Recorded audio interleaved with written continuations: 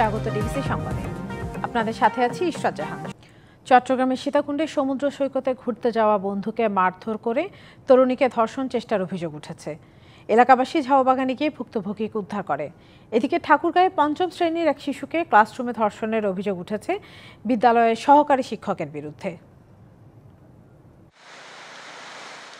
শনিবার দুপুরে চট্টগ্রামের সীতাকুণ্ডের গুলিয়াখালী সৈকতে বন্ধুকে নিয়ে ঘুরতে যায় এক তরুণী।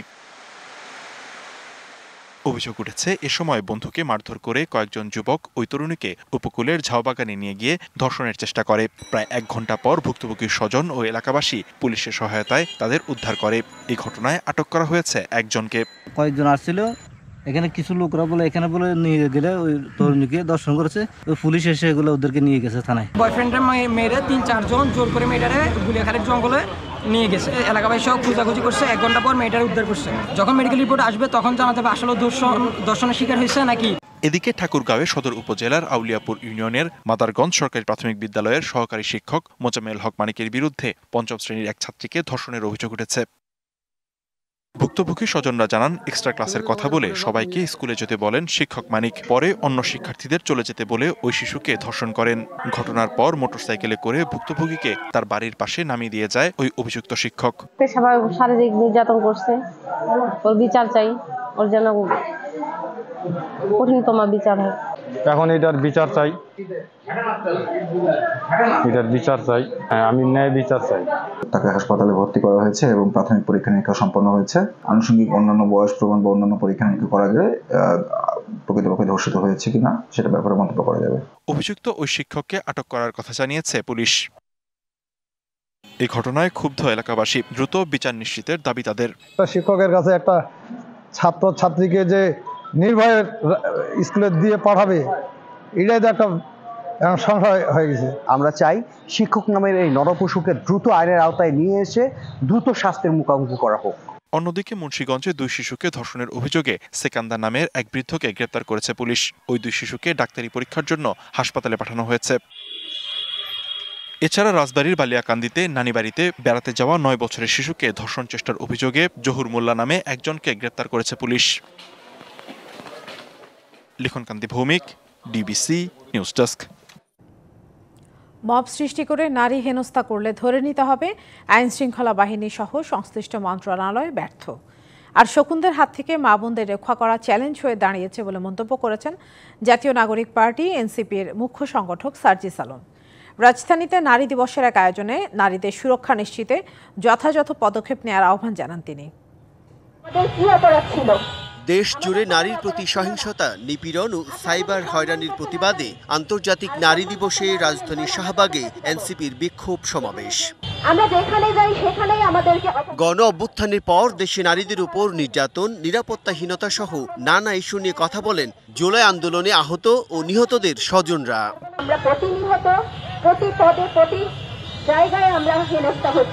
নির্যাতন বন্ধে আইনি কাঠামোকে নতুন করে ঢেলে সাজানোর আহ্বান জানান তারা। নাগরিক মর্যাদার সাথে নারীর মর্যাদা এবং নারীর নিরাপত্তা জড়িত করে এটাকে আইনগতভাবে স্ট্যাবলিশ করা হোক, আইনগতভাবে এটাকে প্রতিষ্ঠা করা হোক। কোনো ধরনের প্রশ্নবিদ্ধ আইন দিয়ে নারীর নিরাপত্তা নিশ্চিত করা যাবে না। এনসিপির উত্তরাঞ্চলের মুখ্য সংগঠক সার্জিস আলম বলেন, মব সৃষ্টি করে নারীদের হেনস্থা করলে মন্ত্রণালয়কে ব্যর্থ বলে মনে করা হবে। কেউ যদি কোনো ধরনের মব কালচারকে ব্যবহার করে বিন্দুমাত্র আমাদের বোনদের দিকে দৃষ্টি দেওয়ার চেষ্টা করে কিংবা তাদের সিকিউরিটি বিঘ্নিত করার চেষ্টা করে, তাহলে আমাদের এই আইন শৃঙ্খলা রক্ষাকারী বাহিনী এবং সংশ্লিষ্ট মন্ত্রণালয়গুলো ব্যর্থ বলে প্রমাণিত হবে। তো আমরা এগুলোকে ব্যর্থ হিসেবে দেখতে চাই না। কারো ব্যক্তিগত বিশ্বাস অন্যের উপর চাপিয়ে দেওয়া রোধে আইন শৃঙ্খলা বাহিনীকে সক্রিয় হওয়ার আহ্বান জানান সার্জিস আলম। রাষ্ট্রকে আমাদের নির্দিষ্ট একটি গণ্ডি মনে করলে চলবে না। Bijan Kumar Das, DBC news, Dhaka. সম্প্রতি নারীর প্রতি সহিংসতার ঘটনা গভীর উদ্বেগজনক বলে মন্তব্য করেছেন প্রধান উপদেষ্টা ডক্টর মোহাম্মদ ইউনূস। নারীর অর্জনকে স্বীকৃতি দিতে 5 অদম্য নারী ও জাতীয় নারী ক্রিকেট দলকে সম্মাননা প্রদান অনুষ্ঠানে তিনি এমন মন্তব্য করেন। বলেন, নারীর প্রতি সহিংসতা রোধ বর্তমান সরকারের প্রধান এজেন্ডা। আন্তর্জাতিক নারী দিবস উপলক্ষে রাজধানীর ওসমানী স্মৃতি মিলনায়তনে মহিলা ও শিশু বিষয়ক মন্ত্রণালয়ের আয়োজন। এতে অদম্য নারী পুরস্কার তুলে দেন প্রধান উপদেষ্টা ড মোহাম্মদ ইউনূস।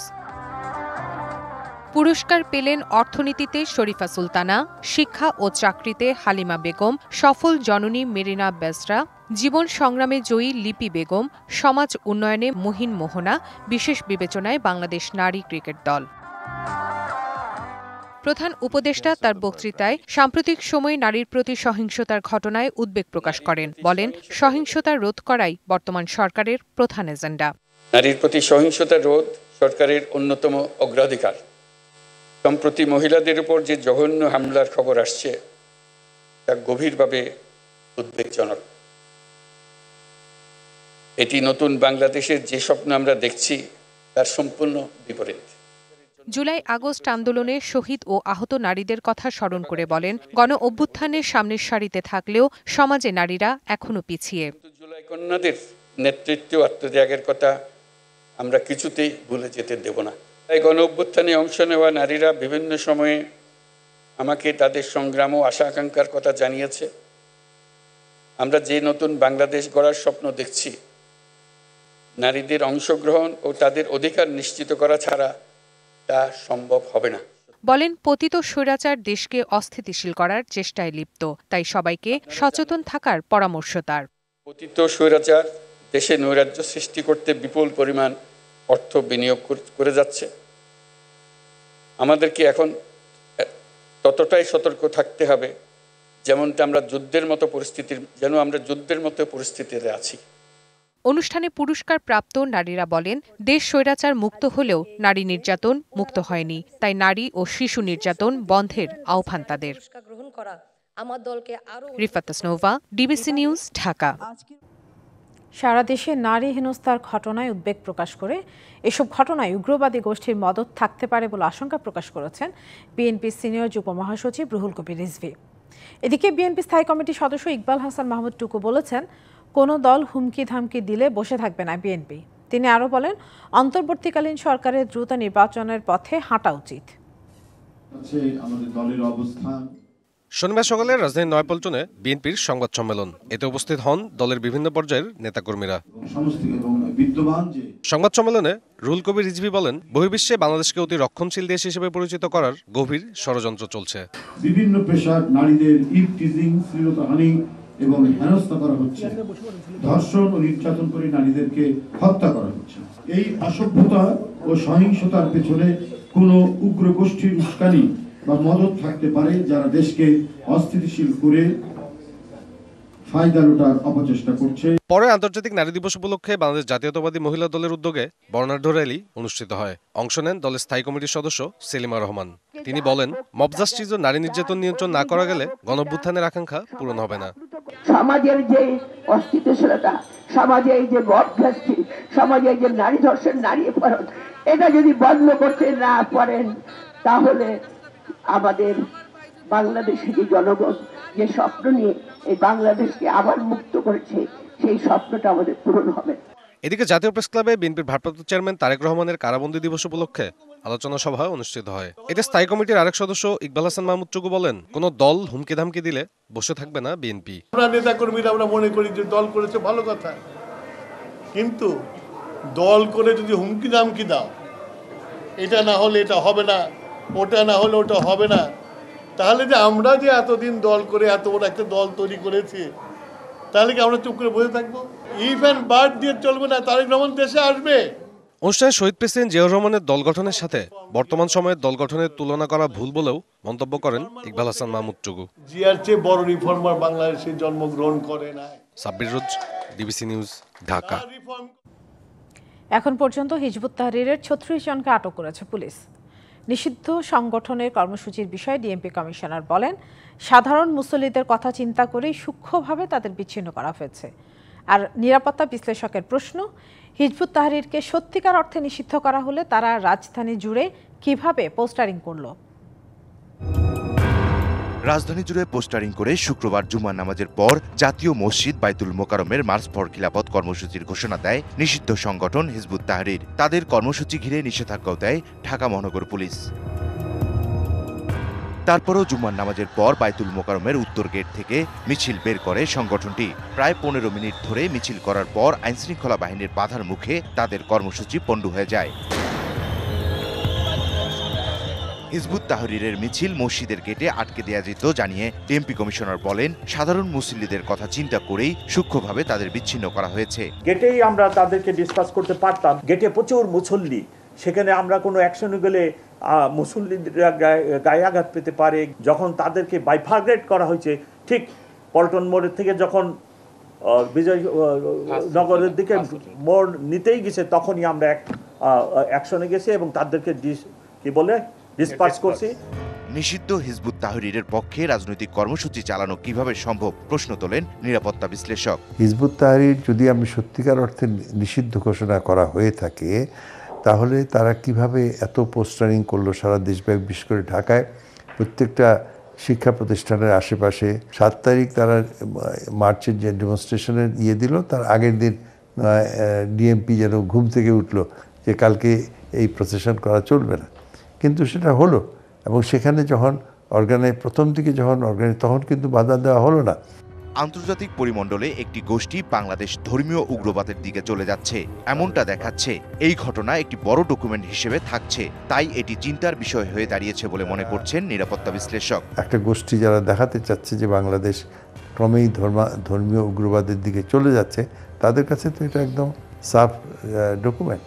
ইকবাল অনিক, ডিবিসি নিউজ, ঢাকা। অন্তর্বর্তী সরকারের উদ্যোগ নেওয়া সংস্কার প্রক্রিয়ায় বাংলাদেশ জামায়াতে ইসলামীর সর্বাত্মক সমর্থন আছে।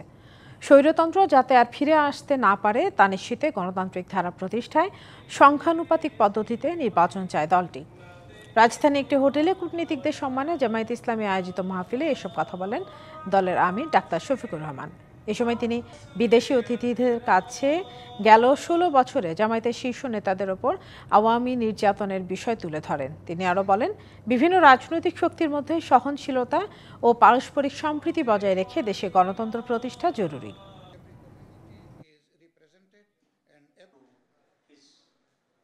বাংলাদেশ জামায়াতে ইসলামী হ্যাজ অলওয়েজ বিন জামায়াতে ইসলামী সবসময় গণতন্ত্র প্রতিষ্ঠায় প্রতিশ্রুতিবদ্ধ।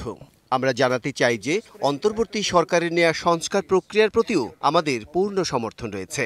আমাদের দলের পক্ষ থেকে অন্তর্বর্তী সরকারের কাছে আমাদের অনুরোধ থাকবে একটি অবাধ, সুষ্ঠু ও সুন্দর নির্বাচন উপহার দেওয়ার জন্য। জামায়াতে ইসলামী has become the worst victims of. বাংলাদেশকে ভারতের চোখ দিয়ে দেখা যুক্তরাষ্ট্রের জন্য সঠিক নয় বলে মন্তব্য করেছেন সাবেক মার্কিন রাষ্ট্রদূত জন এফ ড্যানিলোভিচ। আর দ্বিপাক্ষিক সম্পর্কের ক্ষেত্রে যুক্তরাষ্ট্রের মতো বাংলাদেশেরও নিজের স্বার্থকে প্রাধান্য দেওয়ার পরামর্শ দিয়েছেন আরেক মার্কিন কূটনীতিক। রাজধানী 20 মিলনায়তনে সেন্টার ফর গভর্নেন্স স্টাডিজ আয়োজিত সংলাপে আগামীর বাংলাদেশ করতে তরুণ প্রজন্মকে সুযোগ দেওয়ার আহ্বান ছিল তাদের।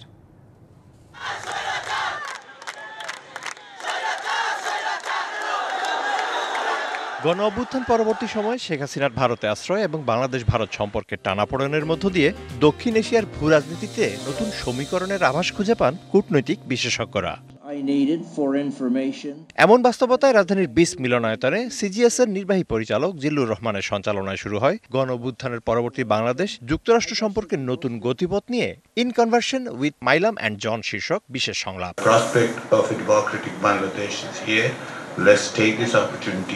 সংলাপে অংশ নেন বাংলাদেশে নিযুক্ত যুক্তরাষ্ট্রের সাবেক রাষ্ট্রদূত উইলিয়াম বি মাইলাম এবং যুক্তরাষ্ট্রের সাবেক কূটনীতিক জন এফ ড্যানিলোভিচ সহ বিশিষ্টজনরা।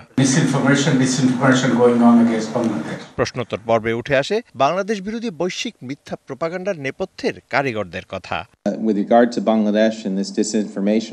এটা সত্য, বাংলাদেশ বিরোধী মিথ্যা প্রচারণা হচ্ছে এবং সেই মিথ্যা প্রচারণার সঙ্গে ভারতীয়রা জড়িত রয়েছে। আর ওইসব মিথ্যা তথ্যের কারণে আমরাও কিছু ভুল সিদ্ধান্ত নিয়েছি।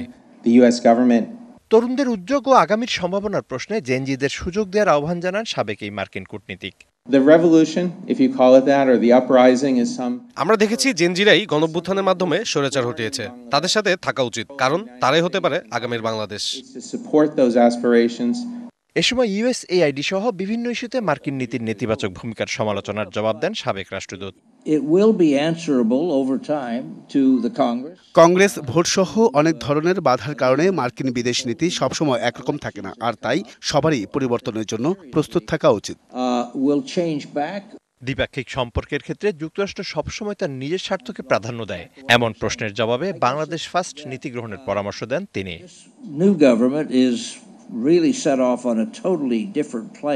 ট্রাম্পের মতো বাংলাদেশও বাংলাদেশ ফার্স্ট নীতি গ্রহণ করতে পারে। মনে রাখতে হবে আপনাদের রয়েছে ভৌগোলিক গুরুত্ব। ভারতের লেন্সে বাংলাদেশকে দেখা বন্ধ করা উচিত বলেও মন্তব্য করেন সাবেক এই কূটনীতিক। মিজান আহমেদ, ডিবিসি নিউজ, ঢাকা। অপরাজনীতি সংস্কৃতি থেকে বেরিয়ে জাহাঙ্গীরনগর বিশ্ববিদ্যালয়ে শিক্ষার্থী বান্ধব সুস্থ ধারার রাজনীতি চান শিক্ষার্থীরা। ছাত্র সংগঠনগুলোর দাবি ক্যাম্পাসে রাজনীতির সুষ্ঠু পরিবেশ আসে। প্রশাসনের ঘোষিত সময় কেন্দ্রীয় ছাত্র সংসদ ও হল সংসদ নির্বাচনের প্রত্যাশা তাদের। ছাত্রদল চায় সবার সাথে শান্তিপূর্ণ সহাবস্থান, আর ছাত্র শিবিরের দাবি সহিংসতার রাজনীতি সংস্কারের।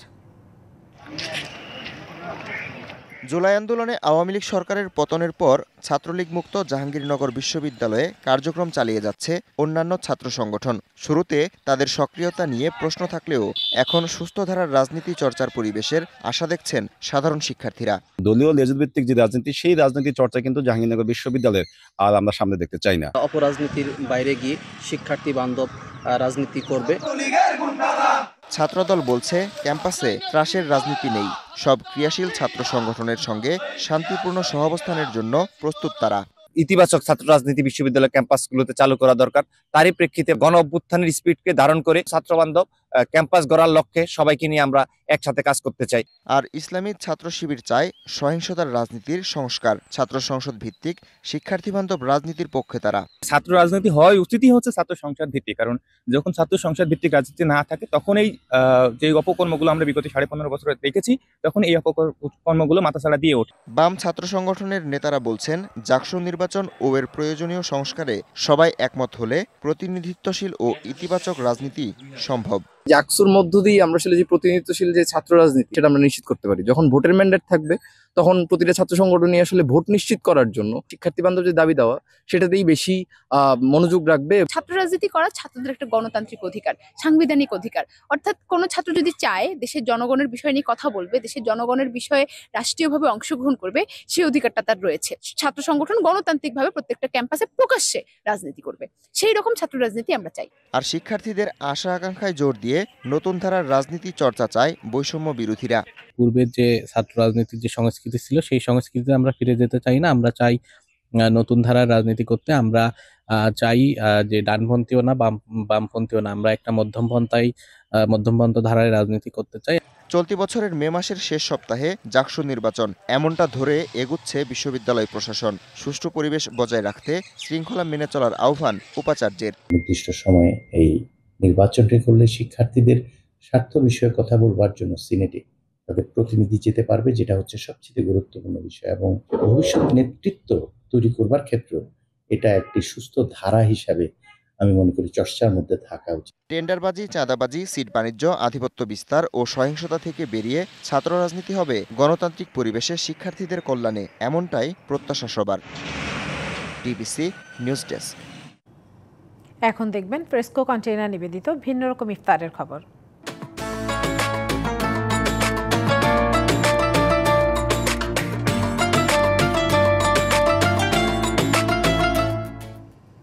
গত বছর রমজান মাসে অগ্নিকাণ্ডের কারণে বেইলি রোডে ইফতার বাজারে প্রভাব পড়েছিল। আগুন আতঙ্কে অনেকটাই ক্রেতাশূন্য ও ভুতুড়ে পরিবেশ ছিল সে সময়। কিন্তু এ বছর আবারও পুরনো জৌলুসে ফিরে এসেছে বেইলি রোডের ইফতার বাজার। বরাবরের মতো এবারও জমজমাট বেইলি রোডের ইফতার বাজার। দুপুর থেকেই ভিড় লেগে যায় রেস্তোরাঁগুলোতে। এসব দোকানগুলোতে নানা রকমের ইফতারির পসরা বসিয়েছেন দোকানিরা। ইফতারে ছোলা মুড়ির পাশাপাশি এবারে ক্রেতাদের অন্যতম আকর্ষণ হালিম এবং কাবাবের। তাই পছন্দ মতো এবং রুচিসম্মত খাবার কিনতে ভিড় জমান রেস্তোরাঁগুলোতে। আমাদের হালিম আর কাবাবের দিকে চাহিদা বেশি, আমাদের মেন ফোকাসটা এই দিকে। বাচ্চা খুব চিকেন পছন্দ করে এবং সে এই যে খিচুড়ি এগুলি খুব পছন্দ করে। কাঙ্ক্ষিত খাবার কিনতে পরিবার স্বজন নিয়ে ইফতারের আইটেম ক্রয় করতে আসেন তারা। মাটন নিলাম, মেয়ের জন্য লেগ পিস নিলাম, চিকেন এর জন্য অন্য চিকেন আর তান্দুরি কিছু নিচ্ছি। তো এই সব মিলিয়ে আরও বাসায় আয়োজন আছে, ইনশাল্লাহ ভালো ইফতারি হবে। মোরগ পোলাও আর চিকেন রোস্ট নেওয়ার ইচ্ছা আছে। সিয়াম সাধনার মাসে পরিবারের সকল সদস্যদের নিয়ে ইফতার আয়োজন যেন বাঙালির এক ভিন্ন ধারার সংস্কৃতি। সেই সংস্কৃতি বজায় রাখতে নিত্যদিনে ভিড় জমে ইফতার বাজারগুলোতে। হাসিব পান্থ, ডিবিসি নিউজ, ঢাকা। রাজধানী উন্নয়ন কর্তৃপক্ষ রাজুকের চেয়ারম্যান পদে 2 বছরের জন্য নিয়োগ পেয়েছেন প্রকৌশলী রিয়াজুল ইসলাম। তিনি বর্তমান চেয়ারম্যান অবসরপ্রাপ্ত মেজর জেনারেল সিদ্দিকুর রহমানের স্থলাভিষিক্ত হবেন। শনিবার জনপ্রশাসন মন্ত্রণালয়ের এই সংক্রান্ত একটি প্রজ্ঞাপন জারি করা হয়। এতে বলা হয়, রিয়াজুল ইসলামকে অন্য যে কোনো পেশা, ব্যবসা বা প্রতিষ্ঠানের সাথে কর্ম সম্পর্ক ত্যাগের শর্তে যোগদানের তারিখ থেকে পরবর্তী 2 বছর রাজুকের চেয়ারম্যান পদে চুক্তিভিত্তিক নিয়োগ দেওয়া হয়েছে। এর আগে গেল বছরের 26শে অক্টোবর রিয়াজুল ইসলামকে 2 বছর মেয়াদে পরিকল্পনা শাখায় সদস্য নিয়োগ দিয়েছিল সরকার। বান্দরবানে সাঙ্গু নদে অনুষ্ঠিত হলো গ্রাম বাংলার ঐতিহ্যবাহী নৌকা বাইচ ও সাঁতার প্রতিযোগিতা। এতে অংশ নেন আদিবাসী নারীরা। বৈঠার ছন্দ আর মাঝি মাল্লাদের হই হুল্লোড়ে উৎসব মুখর হয়ে ওঠে নদী তীরবর্তী এলাকা। লাল নীল ও সবুজ হলুদ রঙের টি শার্ট আর ঐতিহ্যবাহী পোশাকে সাঙ্গু নদীর তীরে আদিবাসী নারীরা। নারী দিবস উপলক্ষে সকালে শতাধিক আদিবাসী নারীকে নিয়ে অনুষ্ঠিত হয় গ্রাম বাংলার ঐতিহ্যবাহী প্রতিযোগিতা নৌকা বাইচ। নৌকার গতি আর মাঝিদের হৈহুল্লোড়ে নদী তীরের দর্শকরা উপভোগ করেন দৃষ্টিনন্দন এই আয়োজন। উৎসমুখর হয়ে ওঠে পুরো এলাকা। আমি 100 মিটার প্রতিযোগিতা ফার্স্ট হইলাম, অনেক ভালো লাগতেছে। চার দলে আমরা নারী দিবসের নৌকা বেচের প্রতিযোগিতা আসছি। আমরা খুবই আনন্দিত এই আয়োজনে। প্রত্যেক বছর যদি এরকম যদি হয় আরো অনেক ভালো হয়। পরে দুটি দলে 20 জন প্রতিযোগী অংশ নেয় সাঁতার প্রতিযোগিতায়। বেসরকারি উন্নয়ন সংস্থা বলিপাড়া নারী কল্যাণ সমিতির আয়োজনে ও দাতা সংস্থা ডিয়াকোনা বাংলাদেশ এর অর্থায়নে অনুষ্ঠিত হয় এই প্রতিযোগিতা। আদিবাসী নারীরা কোনো অংশে কম নয়। দৃষ্টিভঙ্গি বদলালে সহিংসতা প্রতিরোধ সম্ভব। এটা আয়োজন করার উদ্দেশ্য হচ্ছে আমরা বলছি সমতা, ন্যায্যতা এবং নারীদের যে ইকুয়ালিটির কথা বলছি, এখান থেকে আমরা দেখাতে চাই আমাদের আদিবাসী নারীরা কোনো অংশে কম নয়। অভিযোগ, পুরুষতান্ত্রিকতার কারণে নারীরা পায়নি তাদের কাজের স্বীকৃতি। নারীরাও যে প্রতিযোগিতায় এই নৌকা বাইচের মাধ্যমে এই জিনিসটা দেখিয়ে দেওয়া যাচ্ছে, কিন্তু এটা দুঃখজনকভাবে এখানে পুরুষতান্ত্রিক দৃষ্টিভঙ্গির কারণে এই বিষয়গুলোতে তাদের কোনো স্বীকৃতি নাই। DBC news desk. ডিবিসি সংবাদে এই ছিল এখনকার মতো। ডিবিসি নিউজের সংবাদগুলো পড়তে ভিজিট করুন dbcnews.tv আর ভিজিট করুন ডিবিসির ফেসবুক পেজ এবং ইউটিউব চ্যানেল। ডিবিসির সঙ্গে থাকুন।